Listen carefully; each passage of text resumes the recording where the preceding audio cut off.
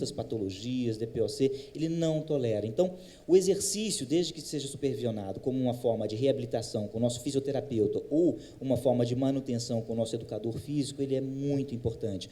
O ganho é muito legal. O paciente sente-se melhor. Uma das queixas mais importantes que a gente tem nesses sarcopênicos e frágeis é fadiga. Doutor, eu estou fadigado. Eu não consigo levar minhas coisas adiante, eu não consigo fazer minhas coisas. Então, com o exercício, a gente tem a síndrome de descondicionamento. Nos 2 primeiros meses é catastrófico. Não vou fazer, não quero fazer, isso é muito ruim, etc, etc. Mas, à medida que a gente insiste, a gente consegue conquistar, através dessa questão da abordagem da psique do paciente, em 3 meses o ganho é muito legal. Não de massa muscular, mas de força e de desempenho. Porque a dificuldade, para você pegar um paciente desse, que é o paciente que a gente pega, né, que já não está nem fazendo isso, assim, como planejar o exercício, porque às vezes você pode planejar a alimentação, talvez seja até mais fácil, você tem metas de tanto de proteína e lipídios, e a maneira, se não consegue mastigar, que é o grande problema, não mastiga, então vamos bater, vamos espessar, eu acho que nessa área já está mais desenvolvido. Mas o exercício, primeiro, acho que é conseguir um bom profissional, né, seja fisioterapeuta ou educador físico. E, segundo, que o paciente não consegue, ele não consegue fazer isso. Eu utilizei uma estratégia que é assim, o paciente não conseguia sair, não queria nada. E, por exemplo, no prédio, né, no apartamento, tem aquela escadinha de serviço. O que eu fazia? Eu pedia com acompanhante ou com alguém, geralmente eu já tenho corrimão, que ele só conseguisse ficar em pé, levantar uma perna para subir um degrau e descer o degrau, porque não adianta, você fica insistindo, ele não sai da casa, entendeu? Então, eu falei, bom, e agora? Então, eu fazia isso, vamos, levanta uma perninha, sobe um degrau e desce aquele degrau. Depois, daqui a pouco, levanta a perninha, desce um início, para poder ganhar força de quadril. É muito complicado, ele não vai pegar. Eu não sei assim, o tipo de exercício. Se indica um pilates, não tem como sair dali para fazer. Ótimo. E essa é a dificuldade, né? Nesses indivíduos que estão na quarta idade, que já têm outras condições, uma das técnicas que a gente tem utilizado muito é apropriando da ideia da equipe da psicologia. A gente utiliza um modelo transteórico de mudança. A gente reconhece em que fase esse indivíduo está e, a partir de entrevistas ou treinamento da equipe de forma motivacional, seja educador físico, seja fisioterapeuta, a gente toca nesse indivíduo. E aí todos nós somos terapeutas nesse momento.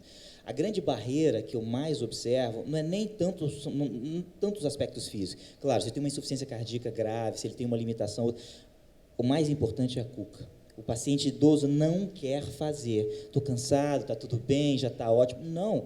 E, a partir desse reconhecimento, né, são as ideias de Prochaska, de Clemente, a gente consegue reconhecer em qual fase esse indivíduo está, e, a partir do treinamento profissional, olha, esse indivíduo está contemplando uma mudança. Não, se ele está contemplando uma mudança, a gente tem que incentivar cada vez mais. E, a partir dos ganhos, a valorização, e aí volto a dizer, o trabalho da equipe e a voz do terapeuta em volta disso é extremamente importante. Então, assim, mais do que observar as limitações físicas, a grande limitação nesse paciente que ainda deambula, nesse paciente que ainda tem cognição, que é essa faixa etária de cada 10, infelizmente, 5, 6, tem demência, né? A gente consegue, a partir dessa percepção e de treinar o indivíduo a partir desse modelo transteórico. Tá. Agora, uma pergunta. Em relação à mensuração de ganho muscular, você diz assim, não, tá bom, eu na primeira fase, eu me preocupo mais em relação à parte mental, que ele vai ter um ganho da parte mental, das coisas, mas massa muscular mesmo, como é que você mensura isso nessa situação? Não, ótimo.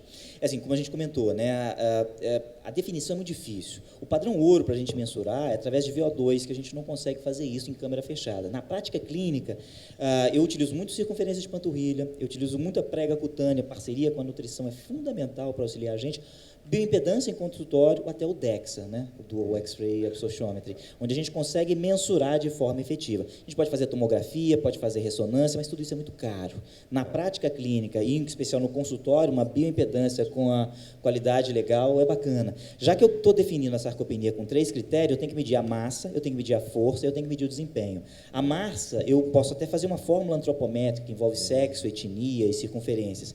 Para medir a força, eu uso um dinamômetro no consultório. Para medir o desempenho, eu faço a mensuração da velocidade da marcha. E nosso grupo mesmo, a gente desenvolveu pontos de corte, que a partir daquele nicho, a gente identifica o indivíduo como caso ou não caso. E a partir daí a gente começa a absorver. A mudança mais notória é desempenho e força. A massa muscular demora 8 meses, mais ou menos. A gente está acompanhando hoje 113 idosos, né, com uma série de limitações, 8 meses, 9 meses, mais ou menos, para ganhar um pouquinho, meio centímetro de circunferência de panturrilha, mas ganha. Mas o mais importante é força, habilidades de fazer as atividades do dia a dia e desempenho funcional. Poxa, eu não conseguia ir na casa do meu neto, agora eu estou conseguindo, não estou cansado, a fadiga tende a desaparecer, né? Essa genética foi feita para se nesse embalo da caminhada, como é que você faz a orientação da caminhada? Faz uma distância, depois outra? Como é que você faz essa rotina? Se a gente está falando de sarcopenia, a caminhada, o aeróbio, ele não é o mais indicado, né? Aí a gente está falando de peso. Agora, sim, mas não a segunda fase. Sim, não, é justamente. O Colégio Americano, né, de Atividade Física, ele recomenda que esse nosso paciente ele faça atividade desde que ele não exceda frequência cardíaca, os critérios que a equipe de atividade física geralmente orienta para a gente. Qualquer movimento que esse nosso paciente frágil e vulnerável ele faça, isso já é interessante. Como é que eu mensuro? Eu quero que o senhor se canse. Se eu tenho hipertensão, diabético, coronariopata, não, nós vamos medir, vamos contar, vamos ver essa frequência. Eu quero que o senhor se canse.